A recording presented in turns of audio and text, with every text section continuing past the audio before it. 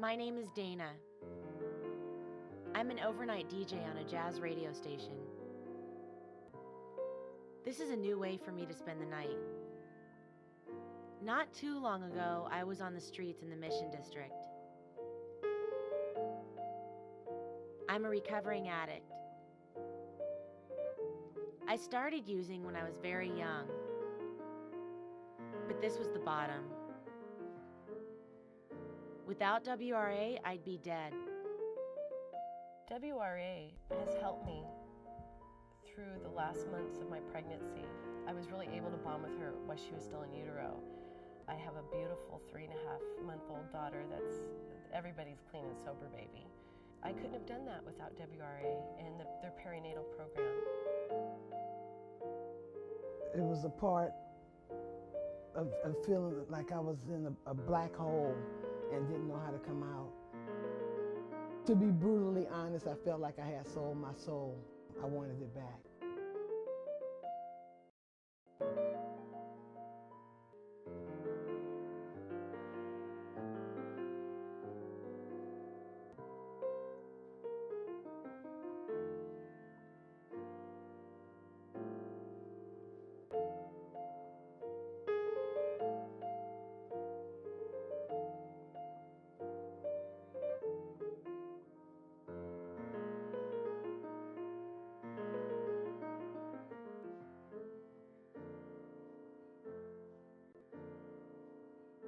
Chemical dependency is first and foremost a disease, and that's how people in the treatment field think of it. Prior to coming to WRA,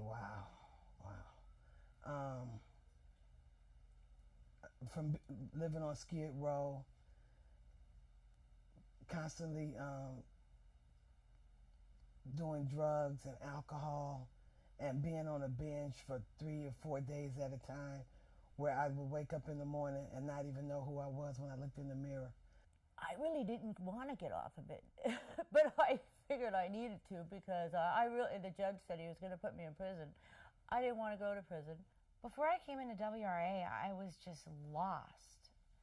I mean, I really wanted to die and I was trying to kill myself, but there was this tiny part of me that was like, okay, let's just try it another way. Like, some tiny part of me decided to live. If there was no WRA, I'm not sure if I'd even be lucky enough to be dead. I don't know why I'm sitting here saying what I have to say, because I should be dead, really. Dead because the lifestyle that I lived. It was rough. In those last days, I had no hope, and I didn't even think about what tomorrow was going to bring, because I don't think I really cared anymore. I never saw beyond the next bag. I never saw beyond the next bottle. It was rough. Stopped caring about myself, stopped caring about my family members, and I really didn't care about my children, and they needed a mom, you know. They needed a mother. When I had that hopeless and that just sheer hopeless feeling, I used to get on my knees and pray. And I asked God, I don't know how to live. I don't know how to live. Please just take my life or show me how to live.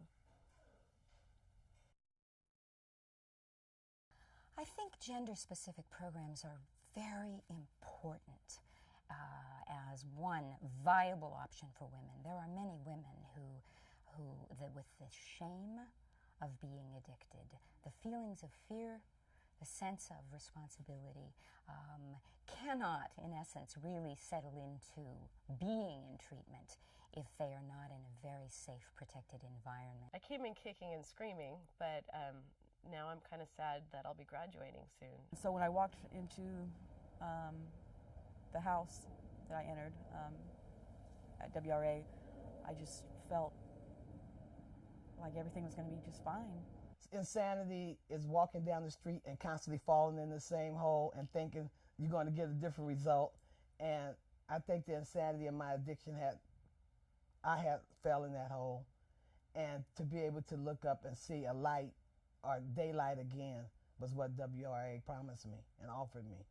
And instead of, I'm the type of person, instead of reaching down there and pulling me out, they put a ladder down and showed me how to climb out. I don't think that an outpatient program would have benefited me. I needed serious help. I needed someone to be on me, to help me come out, so to speak.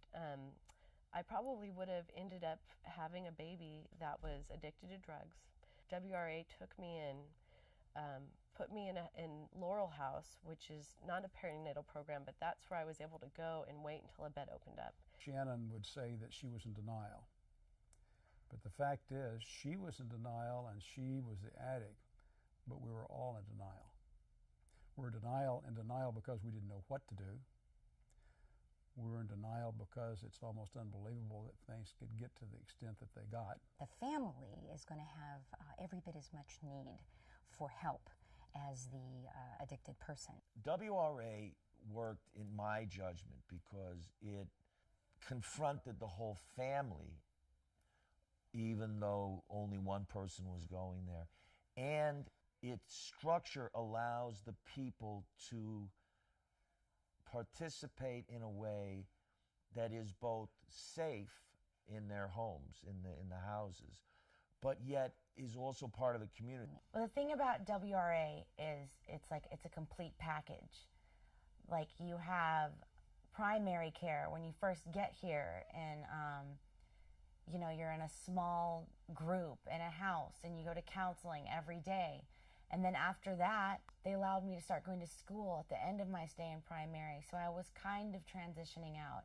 And then after I started going to school, I moved into WRA's transitional housing, which gave me just enough structure to keep me on the path that I was on and just enough leeway to allow me to kind of blossom and move out into the world and move out into society and everything. And on top of that, there's a vocational program at WRA. I got housing. I don't know how I would be, you know, paying for an apartment. They taught me to love myself by first learning about my disease and then learning about my dual diagnosis, what it is to have major depression, what it is to have an anxiety disorder, and how one plays off the other, you know. Through things like art therapy, I was able to learn how to express my feelings, something I had never been able to do before. And when it would come at me so hard, something like major depression, and next thing you know, I'm drawing something, and my picture is saying how I feel, they helped me to interpret that.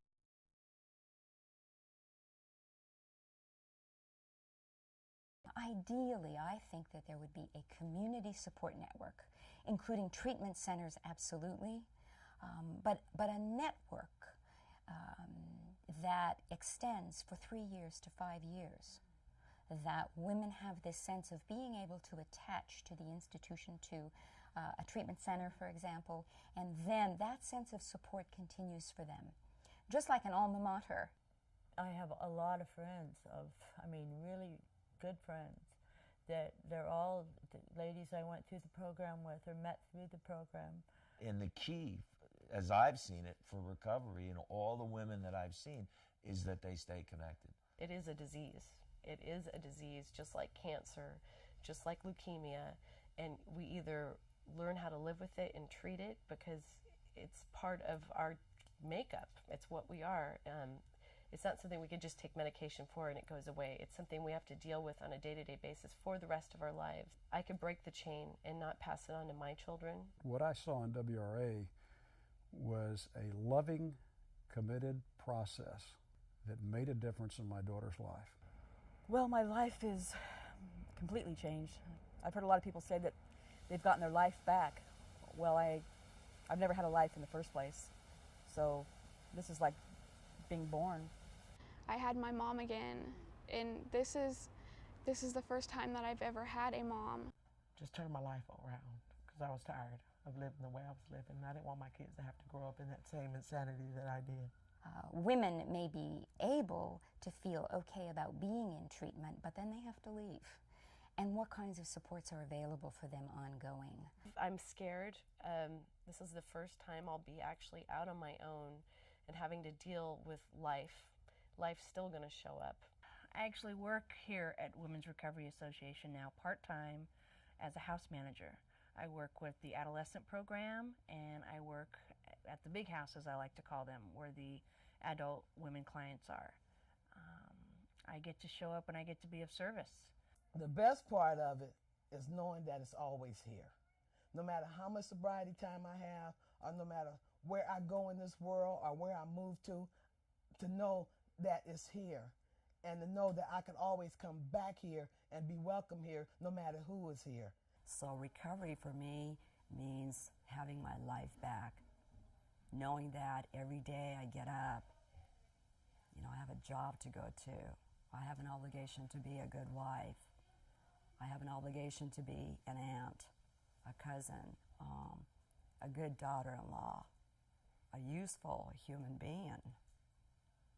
I didn't have that before.